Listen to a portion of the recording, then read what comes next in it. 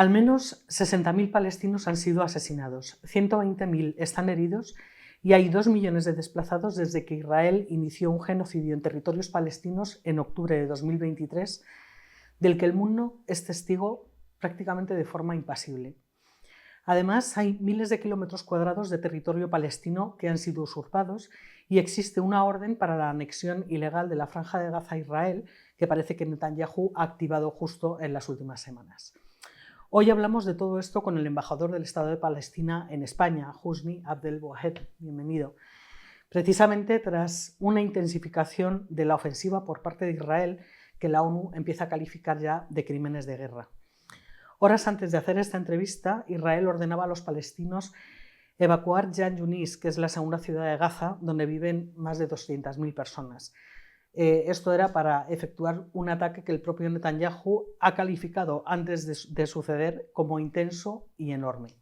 Muchas gracias, embajador, por atender a Infolibre en unos momentos tan complicados y tan duros para su pueblo.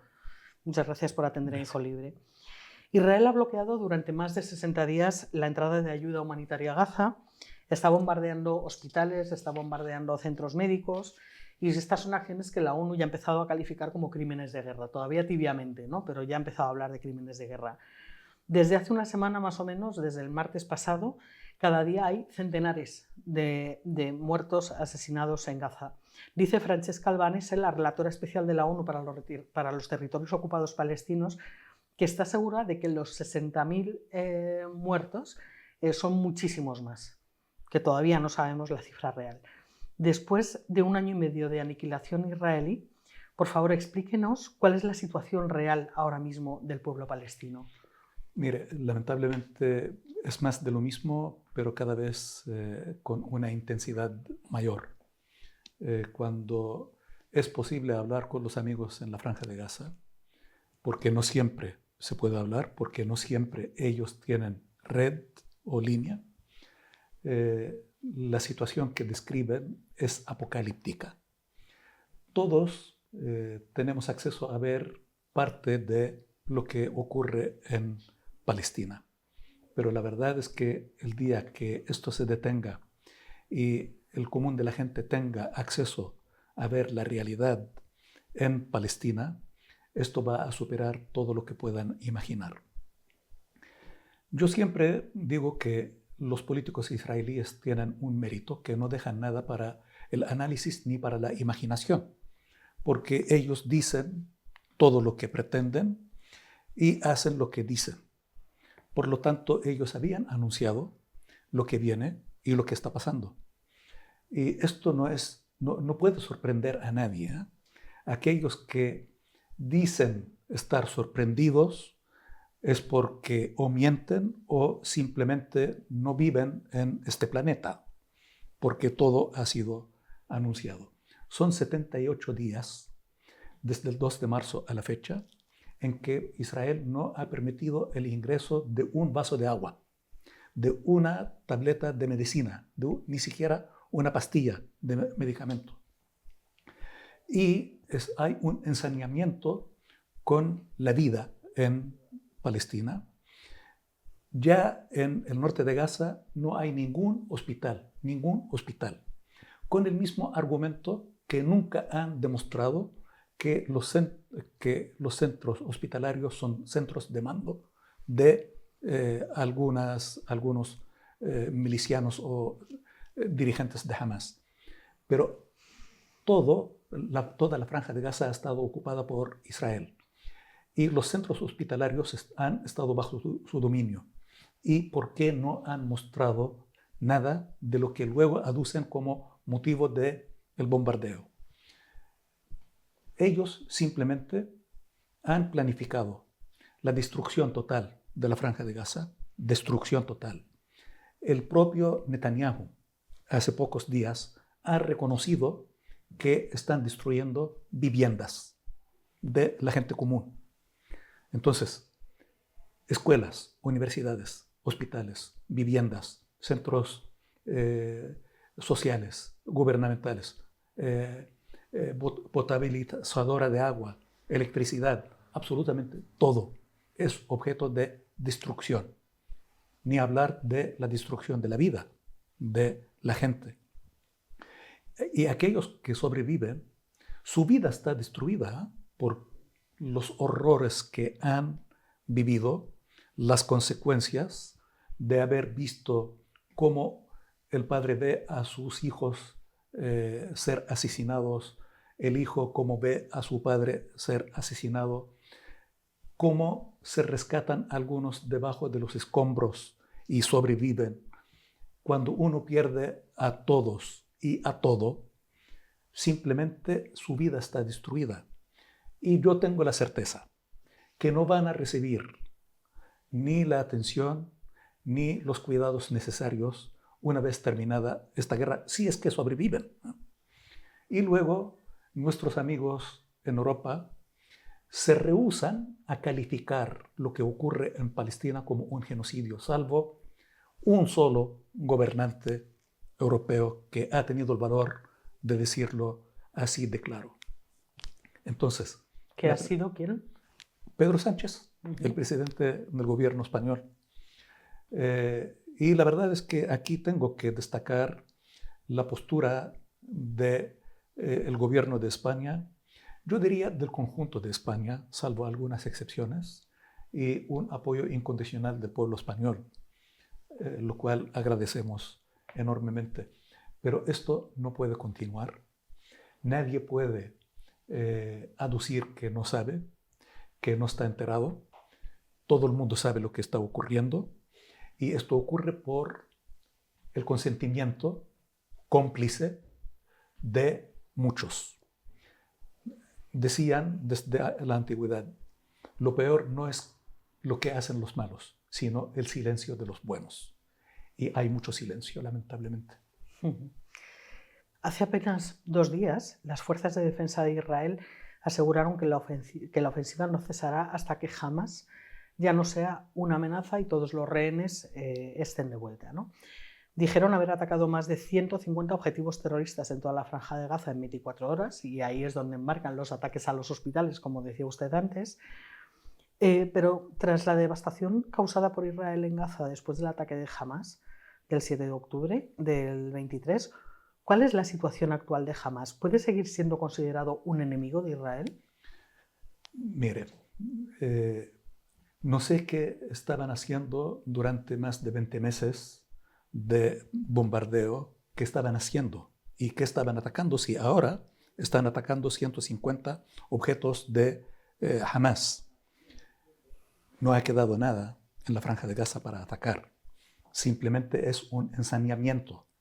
Esto es la prepotencia, la arrogancia de un Estado genocida que no encuentra quien le pare.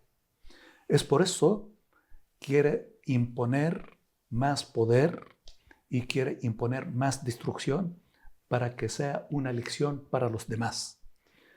Fíjese, el Estado genocida de Israel dice que hace tiempo anunció que ya había eliminado la plana mayor de Hamas y el peligro real de Hamas. Entonces, ¿qué están haciendo ahora?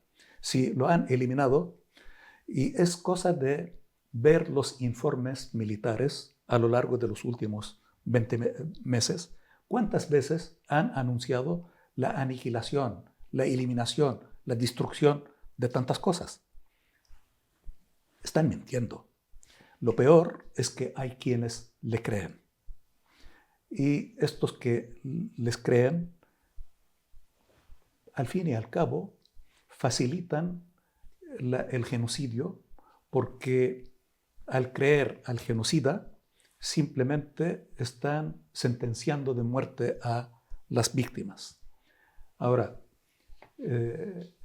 la comunidad internacional, que en otros casos ha actuado con contundencia, cuando se trata de Israel, simplemente cambia el tono, el lenguaje y la acción. Anteayer, Eurovisión es un ejemplo. Rusia, inmediatamente después de su invasión de Ucrania, fue prohibido participar. ¿Y qué pasa con Israel? Esta doble moral, este doble rasero, ¿hasta cuándo va a continuar? La pregunta va dirigida individual y colectivamente a nuestros amigos en Europa y en otros lugares. ¿Hasta cuándo? Hablaba de esa doble vara de medir, esa doble moral, ¿no? Y antes hacía referencia a Pedro Sánchez, que ha sido el único líder europeo que ha pronunciado la palabra genocidio, el apoyo del pueblo español y demás, ¿no? Pero en los últimos meses hemos conocido que también España está comprando armamento a empresas israelíes. ¿Eso también es doble vara de medir? Mire, nosotros no vamos a pronunciarnos en los medios de comunicación sobre temas que tratamos en los canales diplomáticos. Lo hemos planteado a nuestros amigos en el gobierno. Ellos nos han dado una respuesta y afortunadamente esta transacción no se efectuó. Sí hay que tener congruencia entre lo que se dice y lo que se hace. Y yo confío en que el gobierno español no lo va a hacer más. Vamos a ver. Desde hace 6 meses, hablaba antes de las otras potencias internacionales que no hacen nada contra Israel, ¿no? Pero desde hace 6 meses Netanyahu tiene una orden internacional de detención. ¿Por qué no se le ha detenido? Buena pregunta.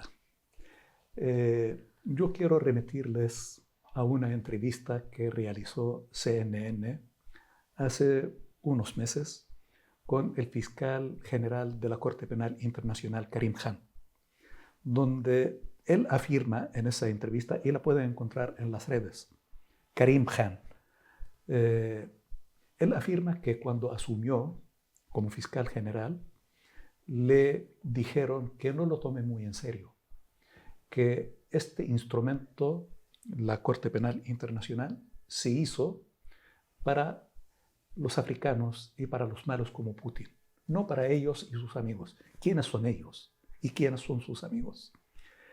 Quiero recordarles que todo lo que es el derecho internacional, los derechos humanos, las convenciones de Ginebra y otras, los tratados, convenios, protocolos, etc., al menos en los últimos 80 años han sido de autoría norteamericana y europea. Por lo tanto, no hay nada que haya sido de autoría palestina o africana. Y hoy estamos siendo testigos de que los mismos que han creado estas instancias y estos instrumentos se vuelven en su contra. Porque cuando se trata de ellos y de sus amigos, está claro que están por encima de todo y cuentan con inmunidad e impunidad. Llama la atención que países que dicen ser democráticos y respetuosos del derecho internacional actúen de la forma que actúan, y llama la atención que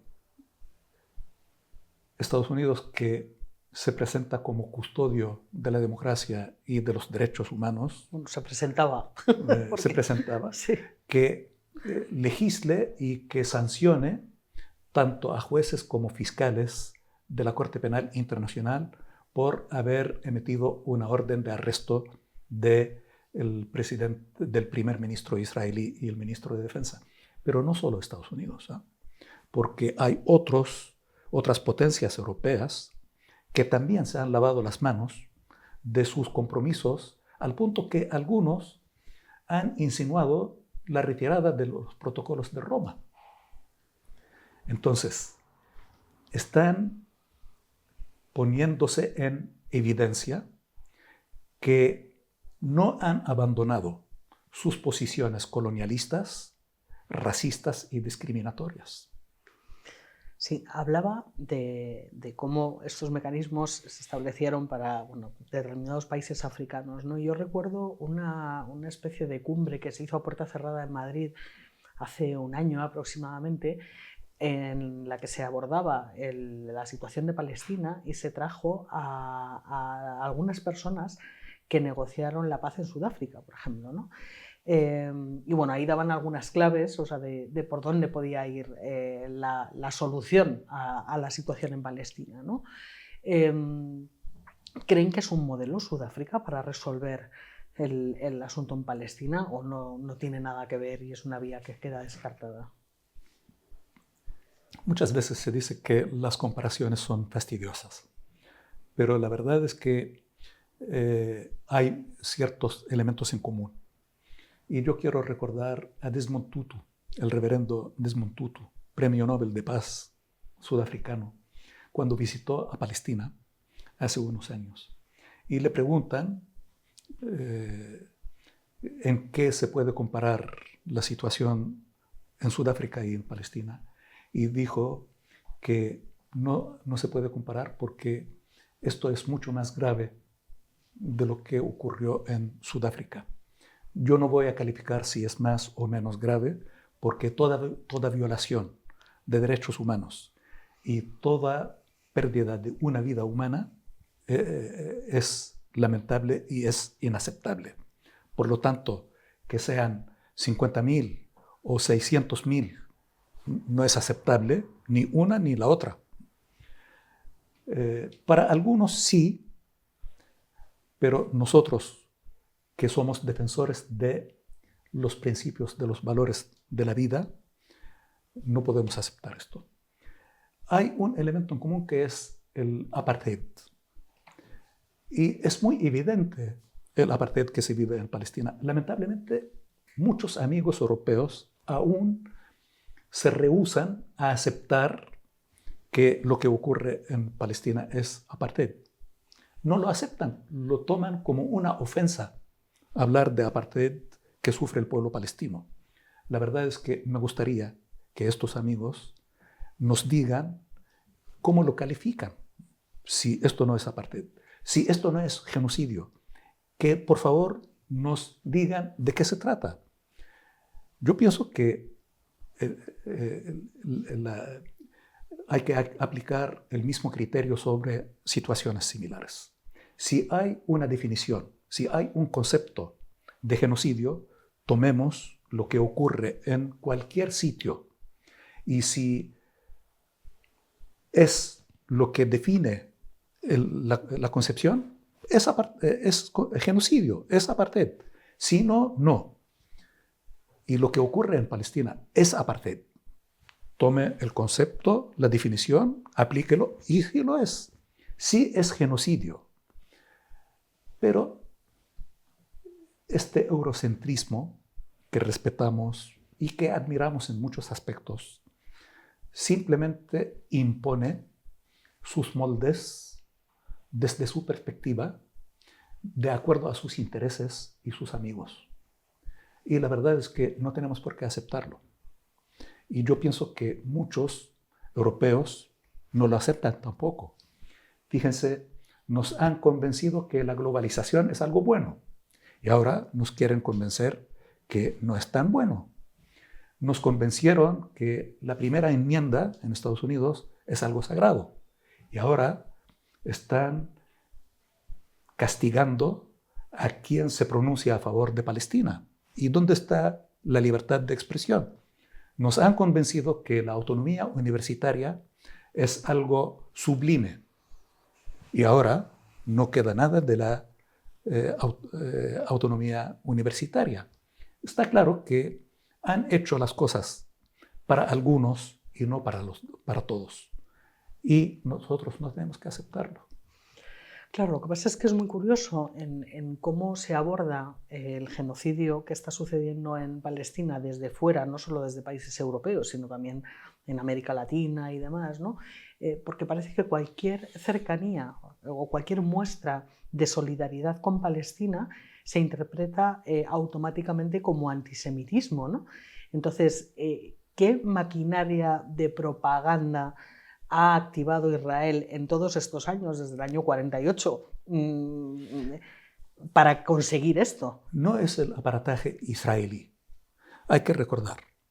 Y también hay un video que circula en las redes donde el expresidente Biden afirma que él es sionista y que su padre le enseñó que no hay que ser judío para ser sionista, y esto es una gran verdad, ¿no? Luego, él afirma su apoyo a un voto a favor de ayuda económica a Israel, que esta es la mejor inversión, porque plantea la pregunta, ¿pueden imaginar lo que habría que invertir para mantener nuestros intereses en esa región si no existiera Israel? Y finalmente viene la sentencia, si no existiera Israel, habrá que inventarlo, hubiera que inventarlo. Esto resume, en menos de 2 minutos, el video, resume la esencia de todo. La verdad es que Israel es un proyecto colonialista de Occidente, que han creado las grandes potencias, pero no solo lo han creado, lo mantienen, lo financian, lo arman, lo protegen, lo blindan y lo promocionan como el modelo. Y por lo tanto, como es su proyecto, también embellecen su imagen y tratan de proyectarlo como un ejemplo, como un modelo a seguir. Y para esto, no solamente la prensa israelí, sino los grandes medios de las grandes potencias están al servicio del mismo proyecto, que repiten el mismo relato. No hay cabida para otro relato.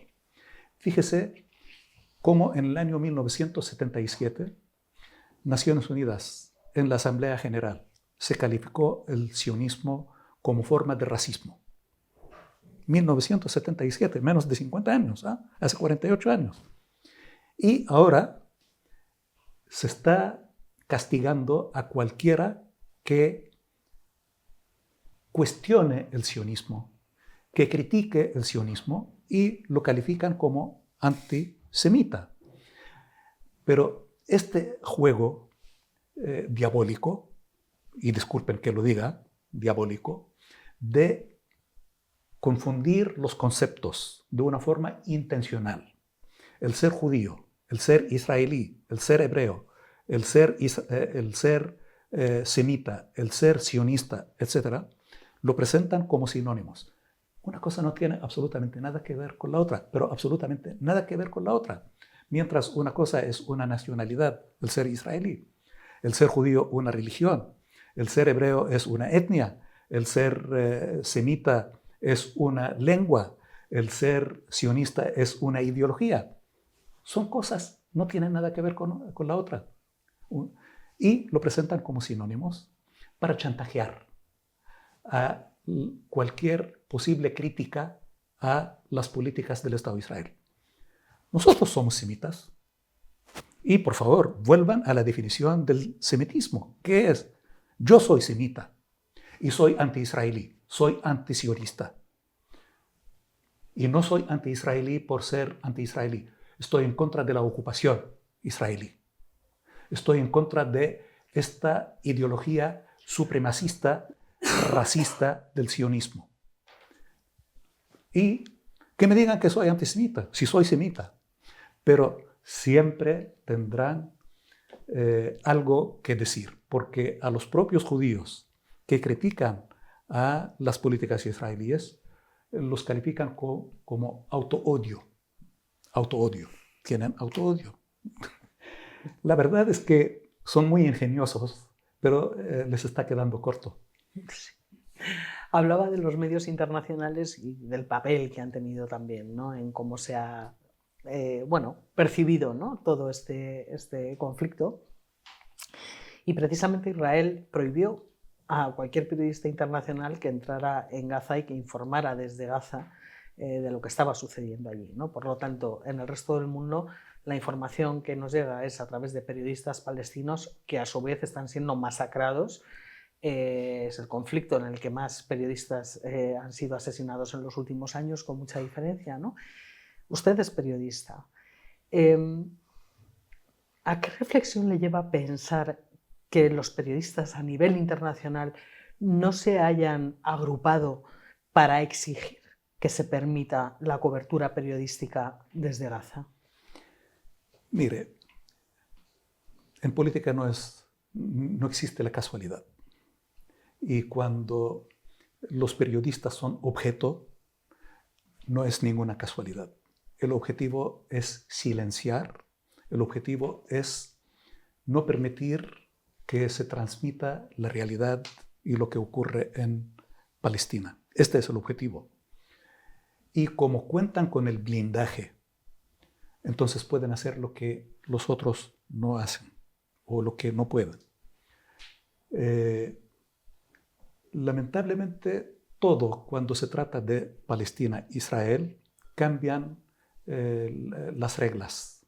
Las reglas son válidas para todo, excepto para Israel-Palestina. Yo entiendo que nuestros amigos en Occidente tengan un complejo de culpabilidad, porque han perseguido a los judíos durante siglos. Y algo les habrá quedado de complejo de culpabilidad. Pero están haciendo lo mismo con el pueblo palestino. ¿Acaso hay que cometer los mismos errores que se cometió en contra de los judíos para que también adquieran una nueva culpa o otro complejo de culpabilidad para luego, cuando sea tarde, sientan la misma simpatía por el pueblo palestino?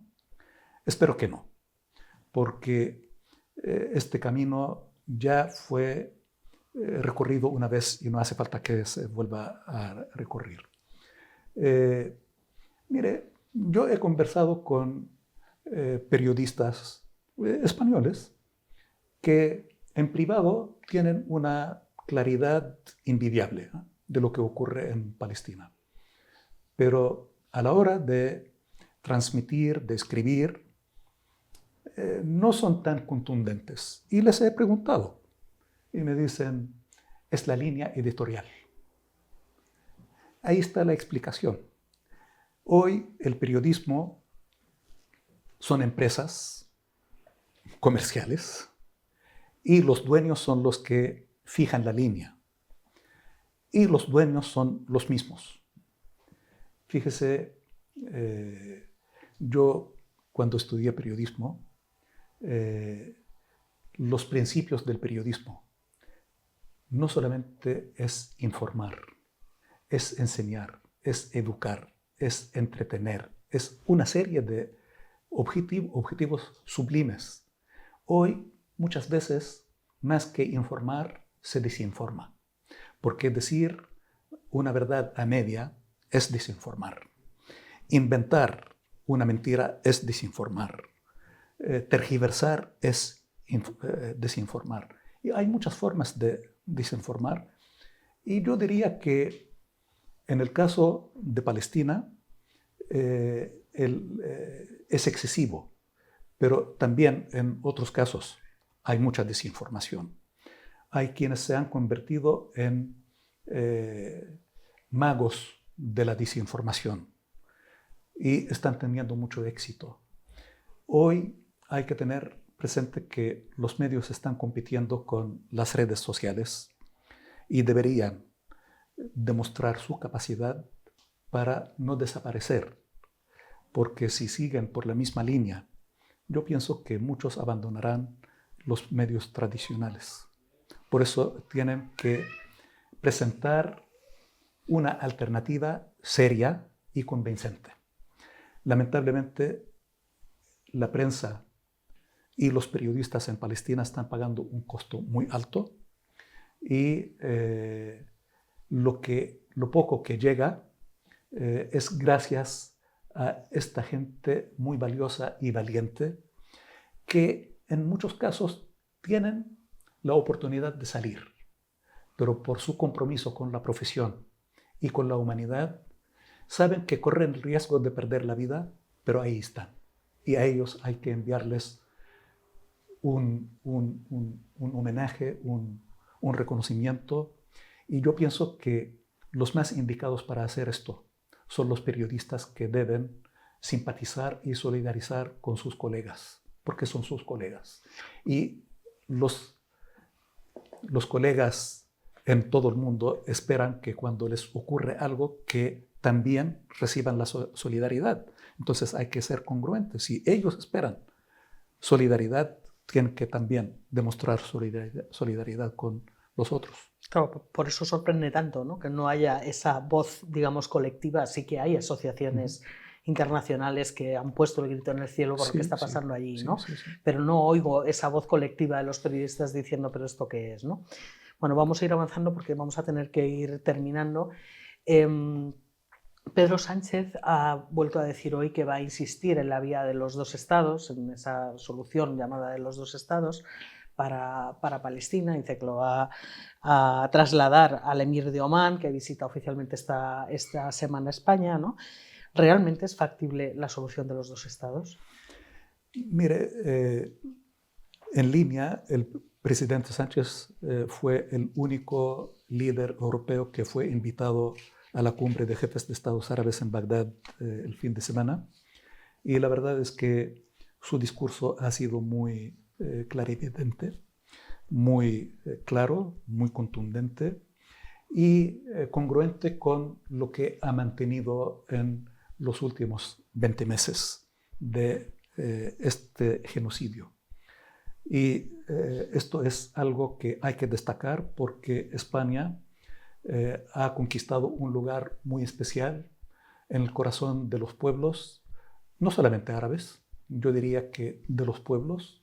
También España ha demostrado una gran capacidad de iniciativa, de gestión y liderazgo, y hay que reconocer y agradecer.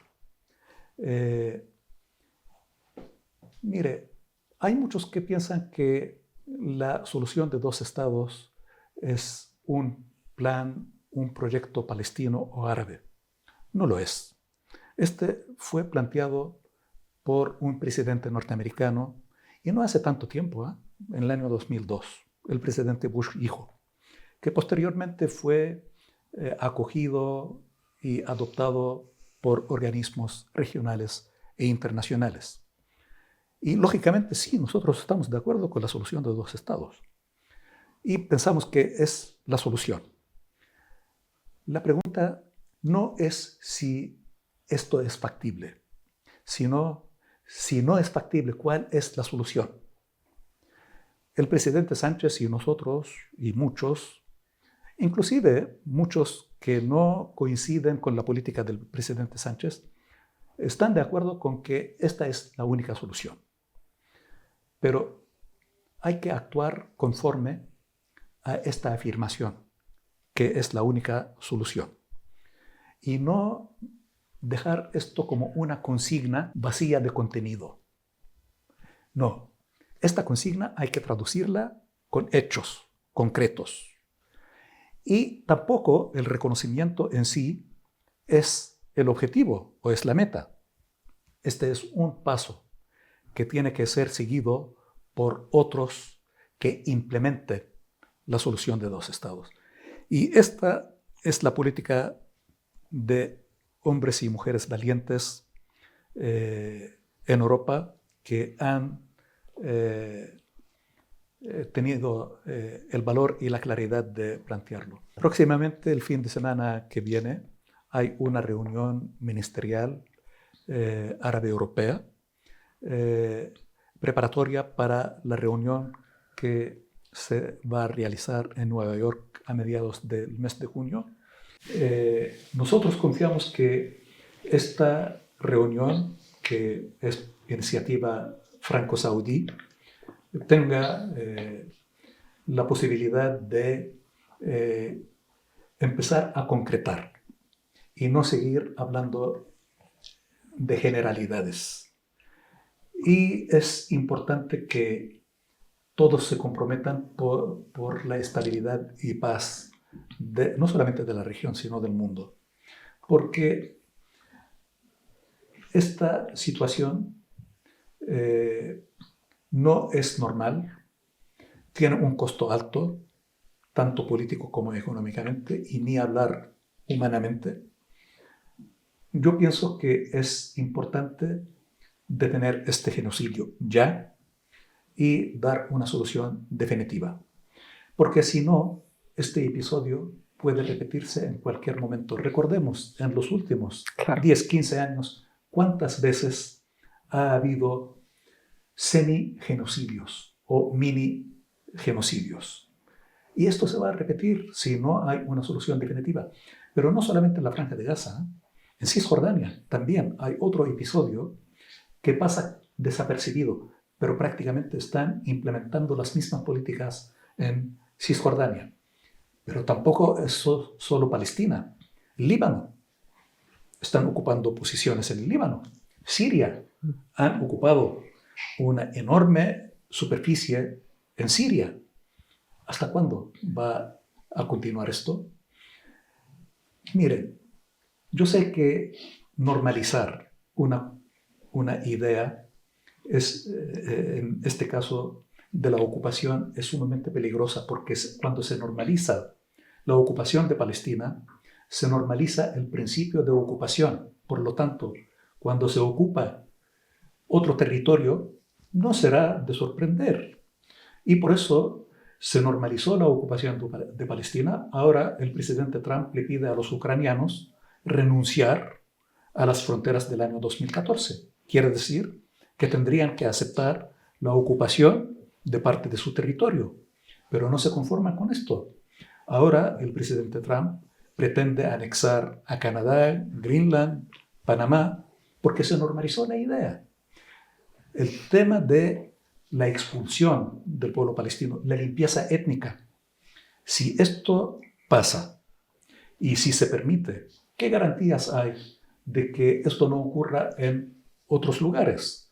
Por eso, ojo con lo que está ocurriendo en Palestina, porque es una especie de experimento que posteriormente puede ser llevado e implementado en otros sitios.